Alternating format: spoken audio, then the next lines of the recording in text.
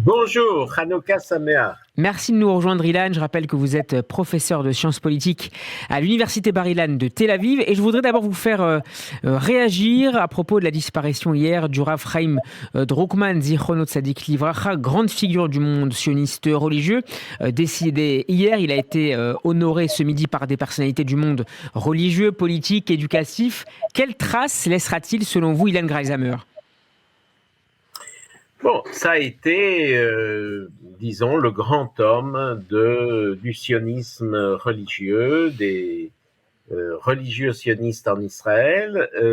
Il faudrait remonter un peu plus loin et parler de son maître, qui était le Rav Tzvi Yehuda. Et il s'agit d'un sionisme religieux qui est très important, mais qui est assez particulier, puisque il a beaucoup changé depuis les temps du Mafdal, du Parti national religieux d'autrefois, et qui était extrêmement modéré, qui était l'allié du Parti travailliste.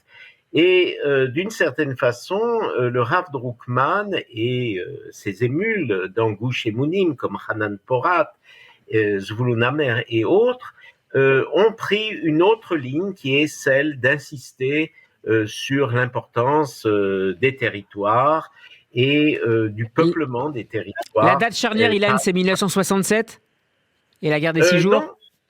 Non, c'est un peu plus tard. En fait, c'est durant le premier mandat d'Yitzhak Rabin, donc après la guerre de Kippour, qu'il y a eu véritablement ce virage des jeunes du parti sioniste religieux, avec Zvulun Amer précisément, et comme mentor, comme personnalité intellectuelle, le Rav Drukman. Et c'est une autre direction que celle qu'avaient prise des gens comme Joseph Bourg, comme Shapira, les premiers en quelque sorte, qui étaient les alliés de Ben Gurion, de Levi Eshkol et de Golda Meir. Quelle était aujourd'hui ces dernières années, ces derniers mois, son influence politique? On l'a écouté tout à l'heure, Bezalel Smotrich, le chef du parti sioniste religieux, a affirmé qu'il était régulièrement en contact avec lui et qu'il lui arrivait même de lui demander conseil. Bon, là, vous touchez à un sujet qui est très délicat parce que beaucoup d'entre nous pensent que la religion devrait être séparée du politique. Le mélange de religion et de politique n'est sain ni pour la religion ni pour la politique. Or, le Rav Drukman était véritablement un rabbin politique. Il a d'ailleurs été membre de la Knesset à un moment donné. Et ces derniers temps, c'était le mentor du parti sioniste religieux de Smotrich.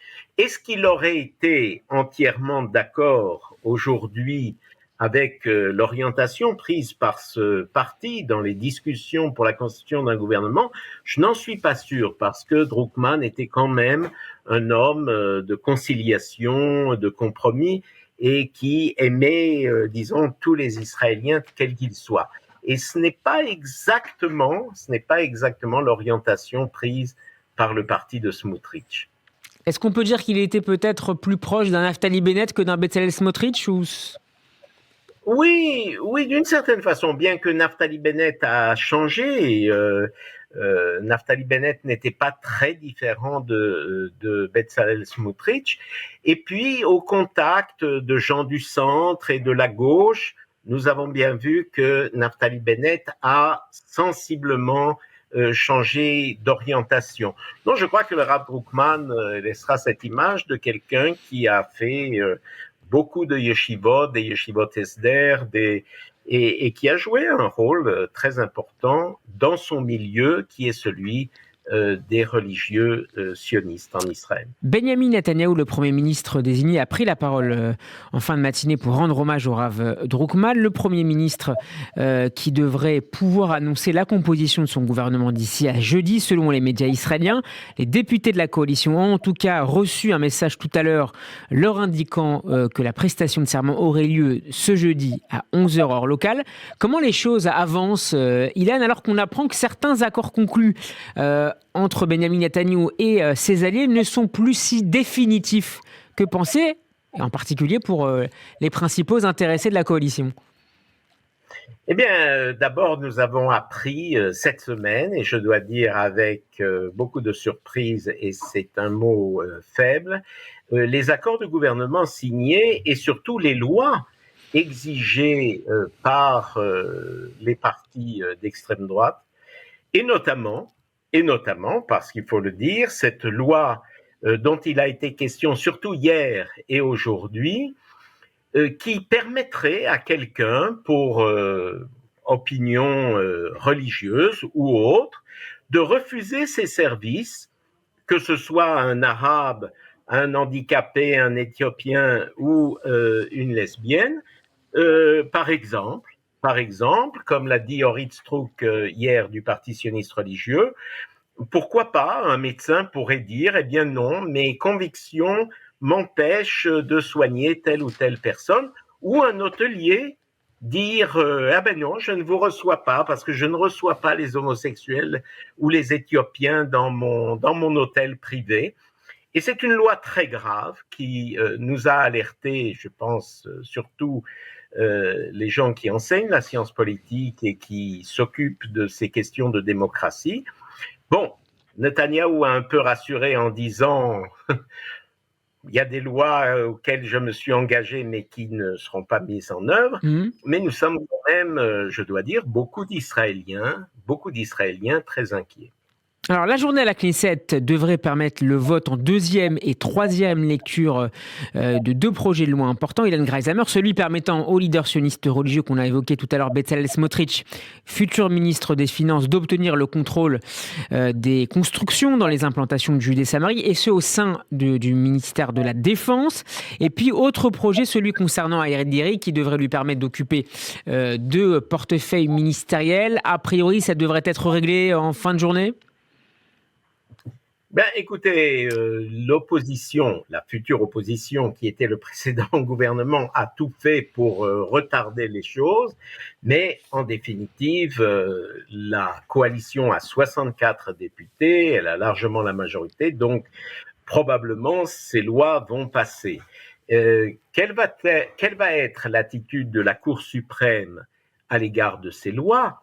Notamment la loi Deri, la loi qui va permettre à quelqu'un qui a été condamné par fraude fiscale d'être ministre et un jour ministre des Finances après Bezalel Smotrich, ça, je ne peux pas le dire. Mais en tout cas, le fait que ces lois vont passer et que Netanyahou va être en mesure de constituer, surtout de faire prêter serment à son gouvernement ce jeudi, je pense que c'est très exactement ce qui va se passer. Alors, il y a un autre projet qui fait beaucoup réagir ces dernières heures en Israël, et je voulais avoir votre regard là-dessus. C'est la décision donc des membres de la coalition de permettre la nomination du futur grand rabbin de Tzahal, de l'armée israélienne, par le grand rabbin séfarade d'Israël, en l'occurrence en ce moment le Rav Yitzhak Yosef, et plus par le chef d'état-major. Beaucoup de réactions dans le monde militaire.